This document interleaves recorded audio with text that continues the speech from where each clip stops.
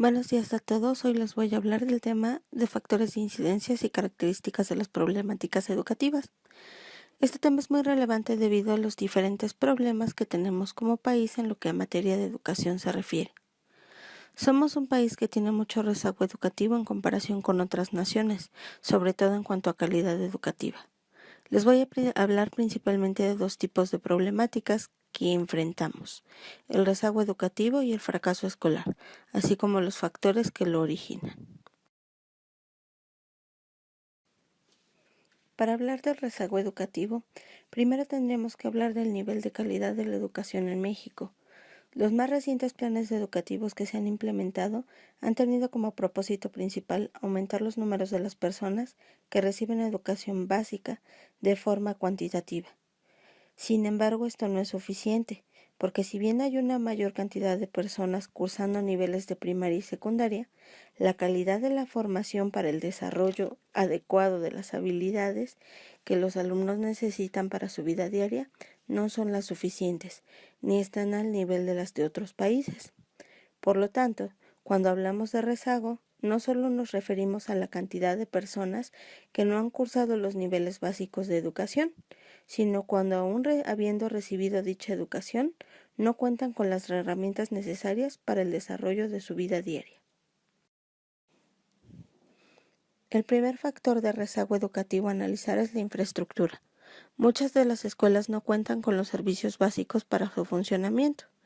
El 4% de ellas estudia al aire libre ya que no cuenta con instalaciones.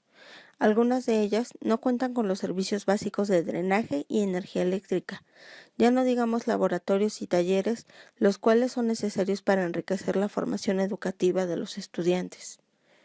Por lo tanto, resulta de suma importancia la inversión que se hace en las instalaciones escolares, porque de ello depende que los actores escolares se concentren en la actividad educativa y no en resolver los problemas que pueden ocasionar la falta de instalaciones adecuadas.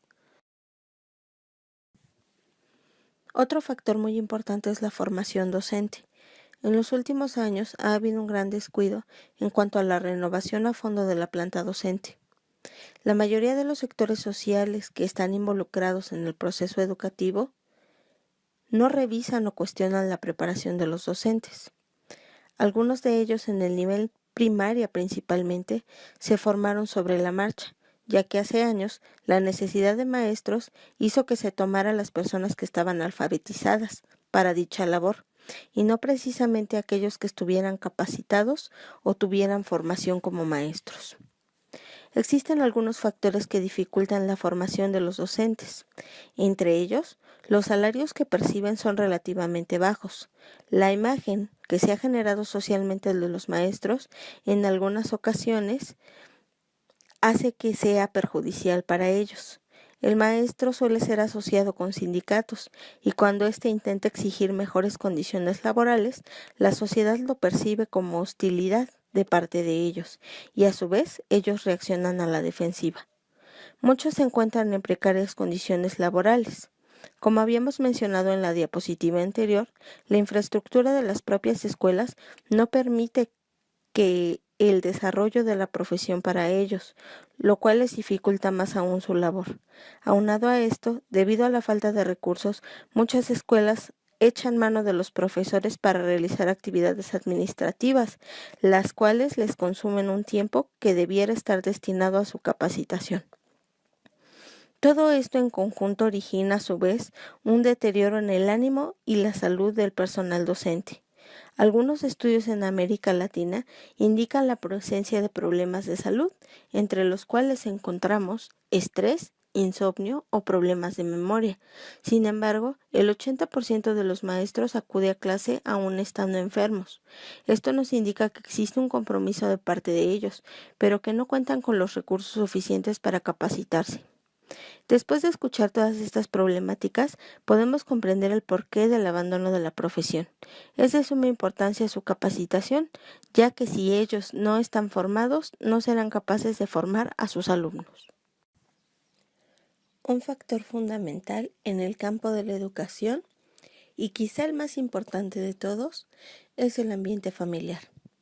La familia, como núcleo de la sociedad, es donde se forma el ser humano y sus primeras ideologías, valores, formas de relacionarse con los demás, pero sobre todo donde recibe su primera educación.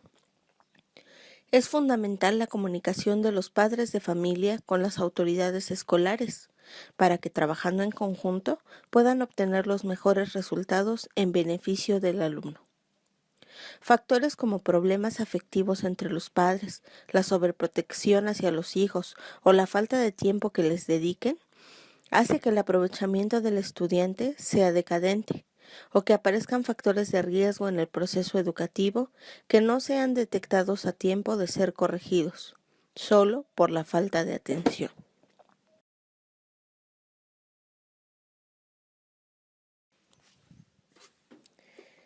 El entorno del estudiante también se ha convertido en un factor determinante para el aprovechamiento y desarrollo de los estudios. Los espacios adecuados donde el alumno pueda desarrollar las capacidades básicas que requiere, pero también contar con los materiales de aprendizaje necesarios, incluyendo los recursos tecnológicos que hoy en día se han vuelto una herramienta de suma importancia para el aprendizaje. Cuando en el hogar no se cuenta con los recursos económicos fundamentales para la vida diaria, la educación pasa a un segundo término, para primero poder cubrir las necesidades básicas como el alimento y la vivienda, por lo cual empieza a existir una falta de interés tanto de los padres como de los alumnos en el proceso educativo. Los padres no estimulan al estudiante, mucho menos se le elogian sus logros, lo cual genera la falta de interés del mismo estudiante. Anteriormente mencionaba que en muchas de las ocasiones las labores administrativas se le han delegado al profesor, el cual no en todos los casos está capacitado para dichas funciones. La administración de los recursos que se asignan a cada escuela es de suma importancia, porque resulta determinante para la calidad educativa los elementos en los que se invierten dichos recursos. En este caso, no es cuestión de cantidad de recursos que se asignen, sino de cómo se utilizan. Muchas veces los encargados de administrar dichos recursos no toman las decisiones adecuadas por la falta de comunicación con los docentes. Toca el turno ahora de hablar de los factores de fracaso escolar, pero para ello necesitamos hablar de lo que consideramos como fracaso escolar. Por fracaso escolar entendemos la incapacidad del alumno para cumplir con los objetivos propuestos por la escuela o la incapacidad para lograr un cierto grado de realización. Vamos a analizar esto desde diferentes perspectivas. Desde una perspectiva psicológica, para evitar el fracaso escolar, algunos padres de familia o docentes solicitan el apoyo de la psicología para poder identificar los problemas que están generando el fracaso escolar, lo cual podría ser muy positivo. Sin embargo, se corre el riesgo de limitar al psicólogo a que únicamente emita juicios calificativos acerca del estudiante, pero no se le permita trabajar con éste de manera conjunta para la solución de los conflictos que se presenten. Desde un punto de vista pedagógico, en este punto toca hablar de las evaluaciones escolares, es decir, los exámenes.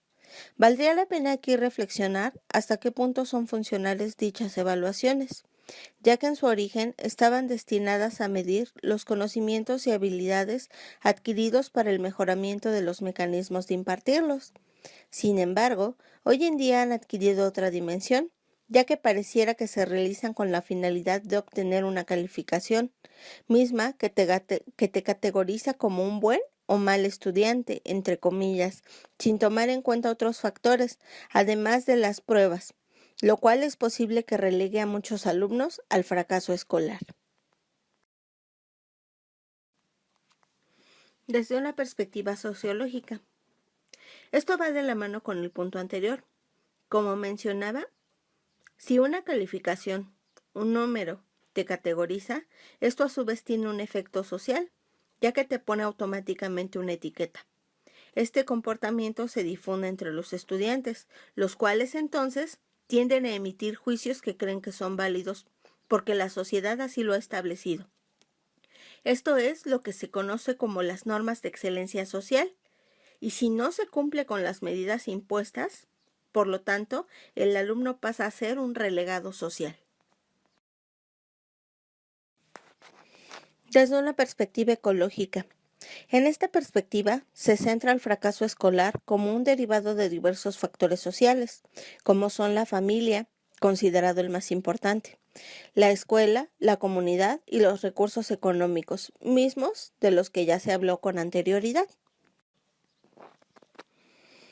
Ahora sí, vamos a hablar de las variables.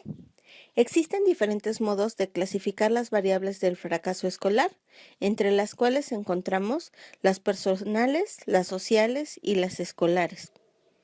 Las características personales de cada alumno, los factores sociales de los que lo rodean y las cuestiones escolares son parte fundamental del éxito o del fracaso escolar de cada estudiante. Una segunda clasificación podría ser el contexto social y familiar y las características personales del estudiante. Sin duda, hay otras clasificaciones de variables. Una más amplia sería, por ejemplo, la trayectoria académica previa, su capacidad de elección de carrera, su personalidad, su motivación, las expectativas que tiene y la satisfacción, hábitos de estudio y la información previa al escoger una carrera.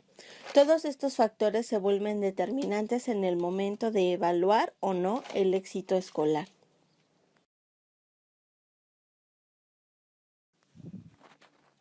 Finalmente, para concluir, podemos prevenir el rezago educativo y el fracaso escolar si nos anticipamos a todos estos factores de riesgo y planificamos las estrategias que nos ayuden a solventarlos.